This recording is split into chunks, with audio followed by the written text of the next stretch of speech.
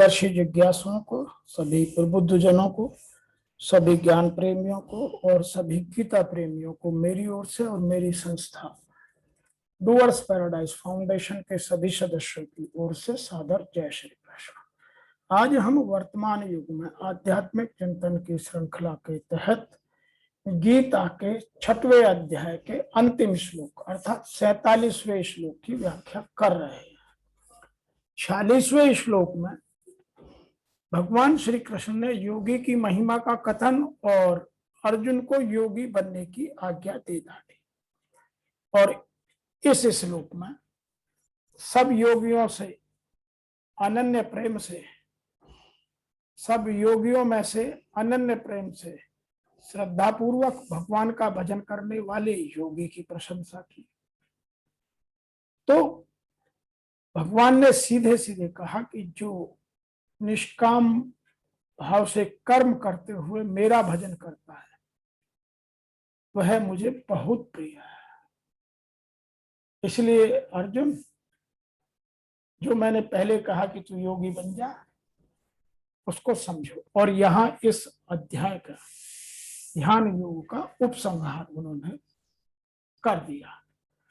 ऋषि वेदव्यास जी लिखते हैं, योगिनाम अपि सर्वेषां मद्गतेन अंतरात्मना श्रद्धावान भजते यह मामशः मे युक्तमं मतः।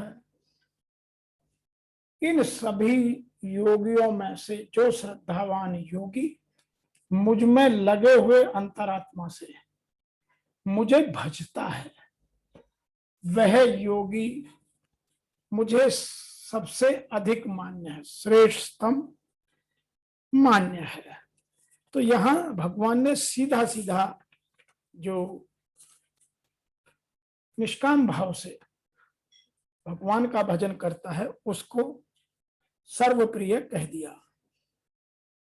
कुछ लोग इसकी व्याख्या एक और तरीके से भी कहने की कोशिश करते हैं, संपूर्ण योगियों में से जो श्रद्धावान। तो यहां श्रद्धा भी और योगी भी मुझ में तल्लीन, फिर वो और किसी को ना देखे, केवल मुझ में तल्लीन रहे। और यदि उस मन से मेरा वो तीनों चीज, योगी, श्रद्धावान और मुझ में तल्लीन मन से मेरा भजन करता है, तो वह मेरे मत में सर्वश्रेष्ठ योगी है। तपस्वियों, ज्ञानियों और कर्मियों से तो योगी श्रेष्ठ है। यह पिछले श्लोक संख्या 46 में स्पष्ट भगवान श्री कृष्ण ने कहा और फिर हम जिज्ञासुओं को आज्ञा दी कि तुम सब योगी हो जाओ। यहां यह भी कहने का भाव है कि योगी तो योग भ्रष्ट हो सकता है, पर भक्त कभी योग भ्रष्ट नहीं हो सकता। बहुत अच्छी बात है, गहनता और गूढ़ता से भरा हुआ वाक्य है कि योगी तो योग भ्रष्ट हो सकता है, पर भक्त कभी योग भ्रष्ट नहीं हो सकता, क्योंकि भगवान के सदैव आश्रित रहता है, अच्छा हो तो भी और बुरा हो तो भी, क्योंकि उसने अपने आप को मिटा करके भगवान में पहले ही सम्मिलित कर दिया। भगवान के आश्रित रहने के कारण भगवान उसकी विशेष रक्षा करते हैं। योगी में तो मुक्त होने पर भी अहम की सूक्ष्म सुगंध रह सकती है, पर भक्त में अहम की सूक्ष्म गंध भी नहीं रहती। भक्त तो सब कुछ मिटाकर भक्ति करता है। लिखा है, हमारे ग्रंथों में लिखा है, कामी क्रोधी लालची इनसे न भक्ति हो, भक्ति करे कोई सूरमा जाति वर्ण कुल खो। जो ये इन सब चीजों को खो देता है वो भक्ति कर सकता है, और जो कामी नहीं है, क्रोधी नहीं है और लालची नहीं है, तो फिर दुनिया में रहेगा किस लिए? फिर तो भगवान की शरण में चला ही गया। तो उसमें कभी भी अहम की गंध भक्त में नहीं रहती। भक्त उस प्रतिक्षण वर्धमान प्रेम की प्राप्ति होती है जिसकी भूख महायोगेश्वर भगवान में भी है। भगवान भी ऐसे भक्त को ढूंढते रहते हैं। भगवान ने यहां यह कहकर इस ध्यान योग के अध्याय का उपसंहार कर दिया। In English, of all yogis who is full of reverence, worship me with his inner self abiding in me, he is accepted by me as the most befitting. Some people are explaining in some little other way. My view is that he who is devoted and worships, what he said, devotee and worships me with his self immersed in me. Beautiful sentence. With his self immersed in me is the most accomplished among all yogis. तो इसको यदि और गहनता से समझना है तो हमें आध्यात्म में डुबकी लगाने के अलावा दूसरा कोई साधन बचता नहीं है। यहां भगवान अर्जुन को समझाते हुए कह रहे हैं, योगिनाम अपि सर्वेषां, जिसमें कर्ता है, जिसमें जड़ता से संबंध विच्छेद करने की प्रमुखता है, जो कर्म योग, सांख्य योग, हठ योग, मंत्र योग, लय योग आदि साधनों द्वारा अपने स्वरूप की प्राप्ति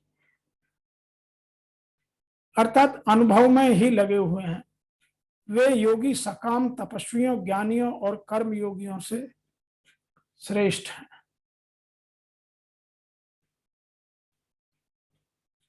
परंतु उन संपूर्ण योगियों में भी केवल मेरे साथ संबंध जोड़ने वाला भक्ति योगी सर्वश्रेष्ठ है। यह श्रद्धावान जो मेरे पर श्रद्धा और विश्वास करता है, जिसके भीतर मेरी ही सत्ता और महत्ता है, ऐसा श्रद्धावान भक्त मुझे, या ऐसा श्रद्धावान भक्त मेरे में लगे हुए मन से मेरा भजन करता है। आगे लिखते हैं, मद गते नांतरात्मना मां भजते, मैं भगवान का हूं और भगवान मेरे हैं। इस प्रकार जब स्वयं का भगवान में अपनापन हो जाता है, तब मन स्वतः ही भगवान में लग जाता है, तल्लीन हो जाता है। जैसे विवाह होने पर लड़की का मन स्वाभाविक ही ससुरालियों में लग जाता है, ऐसे ही भगवान में अपनापन होने पर भक्त का मन स्वाभाविक ही भगवान में लग जाता है। मन को लगाना नहीं पड़ता। खाते पीते, उठते बैठते, चलते फिरते, छोते गाते, हंसते खेलते कूदते, सभी क्रियाओं में मन भगवान का चिंतन ही करता है और भगवान में ही लगा रहता है। जो केवल भगवान का ही हो जाता है, जिसका अपना व्यक्तिगत कुछ नहीं रहता, उसकी साधन, भजन, जप, कीर्तन, श्रवण, मनन आदि सब परमार्थमिक क्रियाएं, खाना पीना, चलना फिरना, सोना जागना, उठना बैठना, सभी शारीरिक क्रियाएं, और उसका व्यवसाय, खेती करना, व्यापार करना, नौकरी आदि सब जीविका क्रियाएं भजन हो जाती है, क्योंकि वह करता ही उन्हें भगवान के लिए है। और जो भगवान को अर्पण की जाए वह भजन है। अनन्य भक्त के भजन का स्वरूप भगवान के 11वें अध्याय में के 55वें श्लोक में बताया है। वहां आपसे विस्तृत व्याख्या करेंगे। वह भक्त मेरी प्रसन्नता के लिए सभी कर्म करता है, सदा मेरे ही परायण रहता है, केवल मेरा ही भक्त है, संसार का भक्त नहीं है। संसार की आसक्ति सर्वथा छोड़ देता है, संपूर्ण प्राणियों से वैर भाव से रहित हो जाता है। से में युक्त तमो मत है, संसार में विमुक्त होकर अपना उद्धार करने में लग जाने वाले जितने भी योगी साधक हो सकते हैं वो सब ही युक्त हैं। जो सगुण निराकार की अर्थात व्यापक रूप से सब में परिपूर्ण परमात्मा की शरण लेते हैं वह सभी युक्ततर हैं, परंतु जो केवल मुझ सगुण भगवान के ही शरण होते हैं वे मेरी ही मान्यता में युक्ततम है। तो यहां भगवान ने युक्त, युक्ततर और युक्ततम की परिभाषा दे डाली। वह भक्त युक्ततम तभी होगा जब कर्म योग, ज्ञान योग, भक्ति योग आदि सब योगों में उसमें आ जाएंगे। श्रद्धा विश्वास पूर्वक भगवान में तल्लीन हुए मन से भजन करने पर उसमें सभी योग आ जाते हैं। कारण है कि भगवान महेश्वर या महायोगेश्वर संपूर्ण योगों के महान ईश्वर हैं, और महायोगेश्वर की शरण होने पर शरणागत का कौन सा योग बाकी रहेगा? वह तो संपूर्ण योगों से मुक्त हो गया, युक्त हो गया।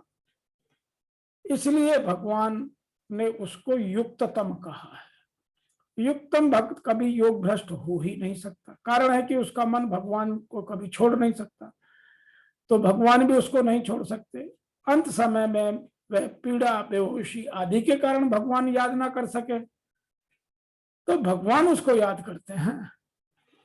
यहां कहा गया है, स्पष्ट रूप से लिखा गया है कि कफ वातादि देशों के कारण मेरा भक्त यदि मुझे मृत्यु के समय मेरा स्मरण नहीं कर पाता तो मैं स्वयं उसका स्मरण करता हूं। यदि मैं ऐसा न करूं तो मेरे से बढ़कर कृतज्ञ, मेरे से बढ़कर कोई कृतज्ञ है, मेरे से बढ़कर कोई कृतज्ञ हो ही नहीं सकता। तो भगवान ने यहां साफ साफ कह दिया। तो हमें यह समझने की बात है कि कर्म योगी, ज्ञान योगी आदि सभी युक्त हैं, अर्थात सभी संसार से विमुख हैं और समता चेतन तत्व के सम्मुख हैं। उनमें भी भक्ति योगी भक्त को सर्वश्रेष्ठ बताने का तात्पर्य है कि जीव परमात्मा का अंश है, पर संसार के साथ अपना संबंध मानकर वह बंध गया है। जब वह संसार शरीर के साथ माने हुए संबंध को छोड़ देता है तब वह स्वाधीन और सुखी हो जाता है। इस स्वाधीनता का भी अपना एक भोग होता है। यद्यपि इस स्वाधीनता में पदार्थों, व्यक्तियों, क्रियाओं, परिस्थितियों आदि की कोई परिणता नहीं रहती, तथापि इस स्वाधीनता को लेकर जो सुख होता है, अर्थात मेरे में दुख नहीं, संताप नहीं, लेश मात्र भी इच्छा नहीं, यह सुख का भोग होता है। यह स्वाधीनता में परिच्छिन्नता है। इसमें संसार के साथ सूक्ष्म बना हुआ है, इसलिए इसको ब्रह्मभूत अवस्था में कहा गया। तो गीता में बहुत सारे प्रश्नों के उत्तर भगवान श्री कृष्ण ने समय समय पर दिए हैं और अर्जुन को यहां कहकर कि तू योगी हो जा और योगी की महिमा बतलाकर इस ध्यान योग का उपसंहार कर दिया है। यदि हम इसको सरल शब्दों में समझना चाहें तो संपूर्ण निष्काम कर्मियों में से जो श्रद्धा विभोर होकर अंतरात्मा से, अंतर चिंतन से मुझे निरंतर भजता है, वह योगी मुझे परम श्रेष्ठ मान्य है। भजन दिखावे या प्रदर्शन की वस्तु नहीं है। इसमें समाज भले ही अनुकूल हो कि प्रभु को प्रतिकूल हो जाते हैं। भजन अत्यंत गोपनीय और अंतःकरण से होता है। उसका उतार चढ़ाव अंतःकरण के ऊपर है। और जब निष्कर्ष की बात करते हैं तो मैं यह कहता हूं कि इस अध्याय के आरंभ में योगेश्वर श्री कृष्ण ने कहा कि फल के आश्रय से रहित होकर जो कार्यम कर्म अर्थात करने योग्य क्रिया विशेष का आचरण करता है वह सन्यासी है, और उसी कर्म को करने वाला ही योगी है। केवल क्रियाओं का अथवा अग्नि को त्यागने वाला योगी अथवा सन्यासी नहीं होता। संकल्पों का त्याग किए बिना कोई भी पुरुष सन्यासी अथवा योगी नहीं हो सकता। हम संकल्प नहीं करते, ऐसा कह देने मात्र से संकल्प पिंड नहीं छोड़ते। योग में आरूढ़ होने की इच्छा वाले पुरुष को चाहिए कि वह कार्यम कर्म करे। कर्म करते करते योगारूढ़ हो जाने पर ही वह सर्व संकल्पों का अभाव होता है, इससे पूर्व नहीं। और सर्व संकल्पों का अभाव ही संन्यास है। योगेश्वर कृष्ण ने पुनः बताया कि आत्मा अधोगति में जाता है और उसका उद्धार भी हो जाता है। जिस पुरुष द्वारा मन सहित इंद्रियां जीत ली गई हैं, उसका आत्मा उसके लिए मित्र बनकर मित्रता में बरतता है तथा परम कल्याण करने वाला होता है। जिसके द्वारा ये नहीं जीती गई, उसके लिए यह आत्मा उसका शत्रु बनकर शत्रुता बरतता है, यातनाओं का कारण बनता है। अतः मनुष्य को चाहिए कि वे अपने आत्मा को अधोगति में न पहुंचाएं और अपने द्वारा आत्मा का उद्धार करें।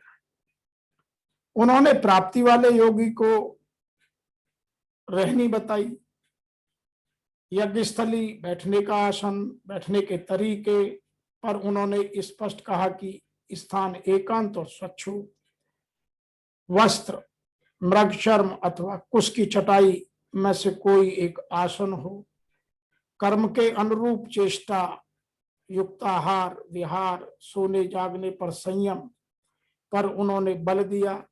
योगी के निरुद्ध चित्त की उपमा उन्होंने वायु रहित स्थान में दीपक सहित, वायु स्थान में दीपक की अकंपित लौ से की। और इस प्रकार उस निरुद्ध चित्त का भी जब विलय हो जाता है, उस समय वह योग की पराकाष्ठा अनंत आनंद को प्राप्त हो जाता है। संसार के संयोग वियोग से तो रहित अनंत सुख का नाम योग है। योग का अर्थ है उनसे मिलना, आत्मा का परमात्मा से मिलन। जो योगी इसमें प्रवेश पा जाता है वह संपूर्ण भूतों में समदृष्टि वाला हो जाता है। जैसे अपनी आत्मा वैसे ही सबकी आत्मा को देखता है। वह परम पराकाष्ठा की शांति को प्राप्त होता है। अतः योग आवश्यक है। मन जहां जहां जाए वहां से खींचकर घसीटकर बार बार इनका निरोध करना चाहिए। कृष्ण ने स्वीकार किया कि मन बड़ी कठिनाई से वश में होता है, लेकिन यह अभ्यास और वैराग्य से वश में हो जाता है। उसका उत्तर भी दे दिया। शिथिल प्रयत्न वाला व्यक्ति भी अनेक जन्म के अभ्यास से वहां तक पहुंच सकता है। जिसका नाम परम गति अथवा परम धाम है, तपस्वियों, ज्ञान मार्गी और केवल कर्मियों से भी योगी श्रेष्ठ है। इसलिए अर्जुन तो योगी बन। यह बात भगवान ने अर्जुन को और हम सब जिज्ञासुओं को कही। समर्पण के साथ अंतर्मन से योग का आचरण कर। प्रस्तुत अध्याय में योगेश्वर श्री कृष्ण ने प्रमुख रूप से योग की प्राप्ति के लिए अभ्यास पर बल दिया। अतः इस प्रकार श्री भगवत गीता रूपी उपनिषद एवं ब्रह्म विद्या तथा योग शास्त्र विषयक श्री कृष्ण और अर्जुन संवाद में अभ्यास योग नामक 6वां अभ्यास पूर्ण हुआ। अब आगे 7वें अध्याय का आनंद लेते हैं और आप सबके साथ जो आज के श्लोक से जानने, सीखने, समझने योग्य बात है उसकी एक बार फिर चर्चा करते हैं। सभी योगियों में